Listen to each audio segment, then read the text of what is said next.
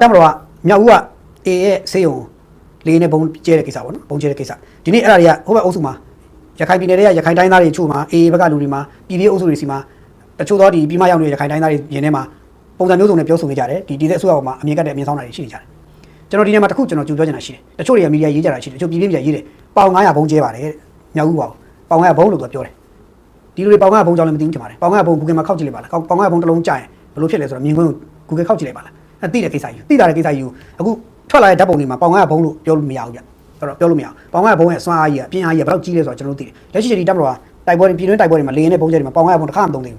းမသုံးသေးဘူးဘာလို့ပေါင်900ဘုံမသုံးလဲဆိုတော့ကိုပြည်တွင်းမှာဖြစ်နေတိုက်ပွဲမလို့မသုံးသေးတယ်မသုံးသေးတဲ့ပေါင်900ဘုံမသုံးဘူးအခုဖြစ်သွားတဲ့ပုံစံပေါင်900ဘုံမဟုတ်ဘူးနော်မဟုတ်ဘူးအဲ့တော့ထားပါတော့ဘာလို့ကျွန်တော်လည်းမသိဘူးဒါပေမဲ့ပေါင်900ဘုံမဟုတ်ဘူးဘာလို့ကျွန်တော်ကပေါင်900ဘုံရဲ့ပြင်အားနဲ့ချင်းတွေကိုလိုက်လေ့လာကြည့်ကြတာမဟုတ်ဘူးပေါင်900ဘုံတကယ်ကြရင်ခင်ဗျားလည်းအဲ့ဒီမှာအကုန်လုံးလူတွေကခင်ဗျားဒဏ်ရာတက်ကြတော့မရှိပြောက်သွားနိုင်ဘူးဘုံကြီးပဲအခုမှတေးတဲ့လူမှာဒဏ်ရာတက်ကြတွေလည်းရှိတယ်အဲ့တော့ဒီတေးလူတွေနဲ့ပတ်သက်လို့ရှိရင်လည်းပြောကြတယ်အရသာပြည်သူပါလို့ပြောတယ်ကျွန်တော်တို့ဒီနေရာမှာရိုးရှင်းစွာနားလည်ဖို့လိုတာတစ်ခုရှိတယ်ထပ်ပြောရတယ်တကယ်ပဲအရသာစစ်သလားအကုန်အရသာစစ်စစ်မှန်သလားရခိုင်ပြည်ထဲမှာရှိတယ်မြောက်ဦးမှာရှိတယ်ရခိုင်တိုင်းရင်းသားတွေတချို့တွေအေးဖြစ်မနေဘူးလားအေးဖြစ်နေကြတယ်လေအေးဖြစ်နေတဲ့ခါကျတော့အေးနဲ့အရသာနဲ့ရောထွေးနေတဲ့အခြေအနေကြီးမှာ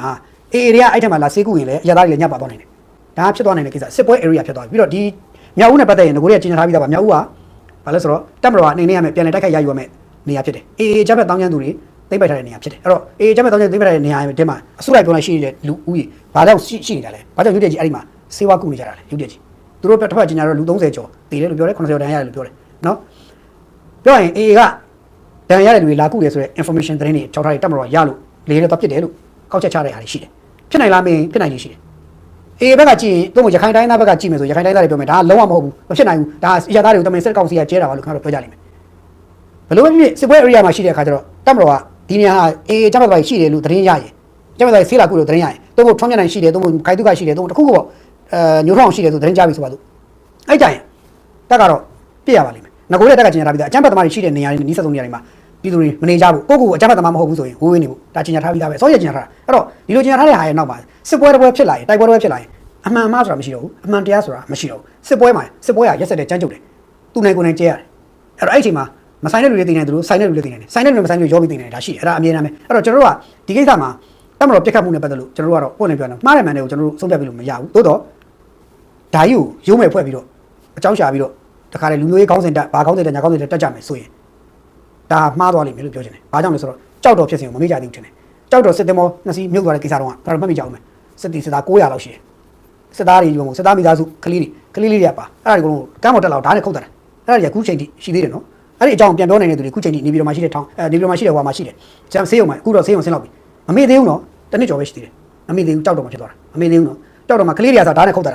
ာကလေးတွေကစားဓာတ်နဲ့ခုတ်တာအဲ့ဒါအဲ့ထဲမှာဗမာတွေပါတယ်ရခိုင်လေးတွေပါတယ်စစ်သားတွေမိသားစုဝင်တွေအများကြီးပဲအဲ့ဒါကိုဓာတ်နဲ့ခုတ်တာခဲ့တာဒီဘက်ကပြည်မဗမာတွေဒေါသထွက်ကြတယ်စိတ်ဆိုးကြတယ်ဒါပေမဲ့နိုင်ငံတော်ကြီးကဲတွေကတက်ညာပြီးစဉ်းစားပြီးတော့လူမျိုးရေးမဖြစ်အောင်ဆိုပြီးတော့အဲ့တဲ့ရင်ကိုတုံးတောင်းလုပ်ပစ်ခဲ့တယ်ဘာကြောင့်လဲဆိုတော့လူမျိုးရေးဖြစ်မှာစိုးလို့အဲ့တော့ရခိုင်တိုင်းသားတွေဘက်ကကြာစဉ်းစားဖို့လိုတာကခင်ဗျားတို့ AA နဲ့အတူရှင်တွဲနေထိုင်မယ်ဆိုရင် AA နဲ့မဖြစ်လို့ဒါလူရှင်တွဲနေထိုင်မယ်ဆိုရင်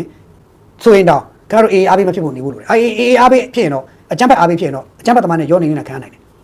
်ဘယ်လိုကြောင့်ဖြစ် AA ကိုခင်ဗျားတို့အားပေးနေပြီလေဆိုရင်အကြမ်းဖက်သမားရောနေနေခံရလိမ့်မယ်ရောနေနေခံရတော့မှပြည်သူပါဆိုပြီးတော့တတိလမောင်တန်းလို့တော့မရဘူးကျွန်တော်ဒါရိုးရှင်းတာပြောတာအဲ့တော့ရခိုင်တိုင်းသားတွေကတေချာစဉ်းစားရမှာကငါတို့နေရာကို AA တွေကလာသိမ့်ပိုက်ထားလို့သာနေရတာဒါငါတို့ AA နဲ့ကင်းအောင်တက်နိုင်သလောက်ဝေးအောင်နေမယ်မထောက်ပံ့ AA ဖြစ်သွားလဲငါတို့သိအောင်ဆောင်နေမယ်မကူညီဘူးဝေးတက်နိုင်သလောက်ခွာနေနိုင်မယ်ဆိုရင်ငါတို့အနေနဲ့ကဲမယ်ဆိုတဲ့အတွေ့မျိုးရှိထားဖို့လိုတယ်ရခိုင်နဲ့ AA နဲ့ကလုံးဝမတူဘူးဆိုတော့ခွဲမြင်ဖို့လိုတယ်ရခိုင်တိုင်းသားတွေက AA ဖြစ်တယ်လို့ပြောလိုက်ရင်တော့ဒါဆိုတော့ကျွန်တော်တို့မပြောနိုင်ဘူးပြောလို့တော့ဒါတော့ကျွန်တော်ဘာမှမချင်ဘူးလို့ဒါပေမဲ့ရခိုင်တိုင်းသားတွေတိုင်းက AA မဟုတ်ဘူးဆိုတာမျိုးခံယူထားတယ်ဆိုရင်တော့တချို့ကိစ္စတွေစစ်ရဲ့သဘောခွဲမြင်နိုင်မယ်လို့ယူဆတယ်နောက်တစ်ခုက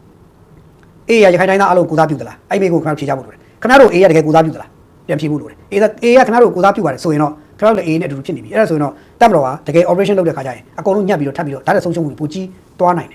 ်တပ်မတော် operation ဝင်ပါပဲတချီမပြောင်းဝင်လိမ့်မယ်စောင့်ကြည့်ပါမဝင်ဘူးဝင်လိမ့်မယ်ဒါပေမဲ့ဝင်မဲ့အကာလကိုသာကျွန်တော်ကအနည်းနဲ့မြောင်ကြည့်နေတာအဲ့ခါကျရင်တော့ရခိုင်တိုင်းသားတွ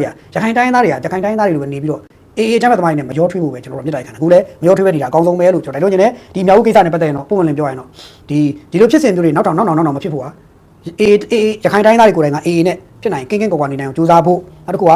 ထောက်ပံ့အားပေးမှုမလုပ်ဖို့နောက်တစ်ခါ AA နဲ့ရခိုင်တိုင်းသားတွေအတူတူပါပဲဆိုတဲ့အယူဆမျိုးမွေးမထားဖို့လိုတယ်ဆိုတာတော့ကျွန်တော် message ပေးချင်တယ်ကျွန်တော်လည်းပုံလင်းပြောတာပါကျွန်တော်တို့အရသားပြည်သူကတပ်မတော်နဲ့အတူလားမင်းတူလားမင်းတနယ်ထဲမှာအတူတူရှိနေတယ်ဒါပေမဲ့ကျွန်တော်တို့တပ်မတော်သားမဟုတ်ဘူး တက်မတော်နဲ့ AA နဲ့ချကြလို့စစ်သားတွေချကြလို့တေသွားကြရင် okay ဒါကျွန်တော်ရတဲ့မဆိုင်ဘူးကျွန်တော်ကြည့်နေပြီလို့ရတဲ့အထိကျွန်တော်နေတယ်တိုးတော့နိုင်ငံတော်ကာကွယ်တဲ့တက်မတော်နဲ့ဟိုကနေတော့ကွဲမြင်ထားတယ်ခွဲမြင်ထားတယ်ဒါကိုသိဖို့လိုတယ်အဲ့တော့တချို့ကိစ္စတွေဆက်ဟာမှားခြင်းမှန်ခြင်းမရှိဘူးလို့ကျွန်တော်ရှင်းပြပြောခဲ့ပြီးဆက်ဟာမှားခြင်းမှန်ခြင်းမရှိဘူးနာကြီးစရာတွေပဲရှိတယ်ဆက်ဟာဝမ်းနည်းစရာတွေပဲရှိတယ်စစ်ပွဲကိုမခေါ်မိကြဘူးစစ်ပွဲကိုမမျှော်မိကြဘူးစစ်ပွဲကိုအားမပေးမိကြဘူးပဲလို့တယ်အားပေးမိရင်တော့ဟိုကစစ်ရဲ့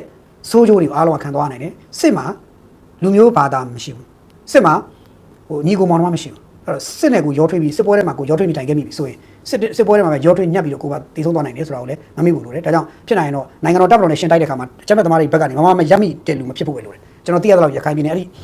အေးရဲ့ဟိုစေကူတဲ့နေရာလို့ကျွန်တော်တို့သိထားတယ်ကြားပါတယ်စေကူတဲ့နေရာလို့ကြားထားပါတယ်တချို့သတင်းတွေမှာဆိုရင်ထွန်းမြတ်နိုင်တော့အဲ့မှာလာပြီးတော့လာကြည့်တယ်လို့ကြားလို့ကတီးခဲ့တယ်လို့ကြားတယ်ဒါပေမဲ့ထွန်းမြတ်နိုင်လွတ်ရင်လွတ်သွားနိုင်တယ်ဒီလိုကြားပါတယ်ဒါကတော့ကျွန်တော်ကြားတဲ့ information မှာအတီတော့ပြုလို့မရဘူးသို့တော့ဒီလိုကြားနေတယ်ဒါကြောင့်မို့တပ်မတော်ကတဲကြီးမဲကြီးလုပ်တယ်လို့ကျွန်တော်တို့ကြားပါတယ်ဒါလေးကဒါရှင်းနေပါတော့တပ်မတော်သူ့လိုကိုသူလုပ်တယ်ကျွန်တော်ကလည်းဒါကိုဘာမှအမှတ်ချက်မပေးလို့ဘူးအေးထောက်ခံတဲ့သူတွေကလည်းနာကြည့်ကြလိမ့်မယ်အေးရလည်းနာကြည့်ကြလိမ့်မယ်လက်တုံပြန်မယ်လို့ပြောကြတယ်ခိုင်သူကတော့ပါတော့နောက်တစ်ခုကတချို့ရခိုင်တိုင်းသားတကယ်ပါဖြစ်တဲ့သူတွေကသေချာစဉ်းစားကြတတ်မယ်လို့မြင်ပါတယ်ဒါလေးပြောရရင်ဒီတော့လောက်ပါအားလုံးပဲ